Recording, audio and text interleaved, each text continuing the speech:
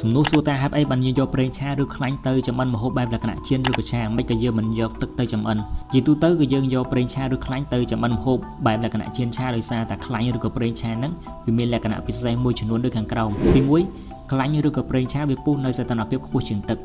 ដោយដែលយើងដឹងស្រាប់ហើយទឹកវាពុះនៅសីតុណ្ហភាព100អង្សាសេប៉ុន្តែខ្លាញ់ឬក៏ប្រេងឆាវាពុះនៅសីតុណ្ហភាពចន្លោះពី180ទៅ250អង្សាសេដែលវានឹងធ្វើម្ហូបរបស់យើងឆ្អិនបានល្អហើយសីតុណ្ហភាពខ្ពស់នេះវានឹងធ្វើម្ហូបរបស់យើងមានភាពតាក់ទាញដូចជាឈ្ងុយនិងមានពណ៌មាសទី2ខ្លាញ់ឬក៏ប្រេងឆាវាមិនរំហួតដូចទឹក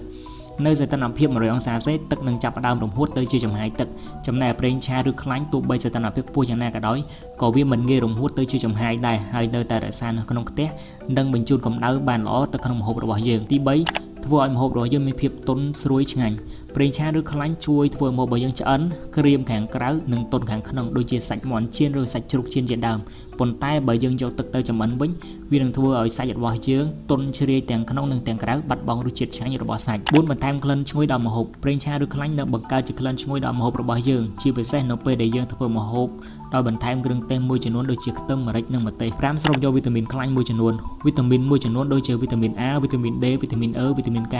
វារលាយនៅក្នុងប្រេងដូច្នេះបើយើងយកប្រេងទៅចម្អិនវានឹងអាចស្រូបយកវីតាមីនខាងលើហ្នឹងឲ្យចូលទៅក្នុងមុខម្ហូបរបស់យើងប៉ុន្តែទោះជាយ៉ាងណាក្តីទឹកនៅតែត្រូវបានប្រើទៅលើមុខម្ហូបមួយចំនួនដូចជាស្ងោរចំហុយនិងធ្វើស៊ុបជាដើមហើយអ្នកនរគេត្រូវចាំថាបើសិនជាយើងធ្វើម្ហូបចៀនឬក៏ឆាឬក៏ម្ហូបក្រៀមក្រដែលមានរសជាតិដិតខ្លាំងខ្លាញ់ឬក៏ប្រេងឆាគឺជាជម្រើសដ៏ល្អបំផុតសម្រាប់យើង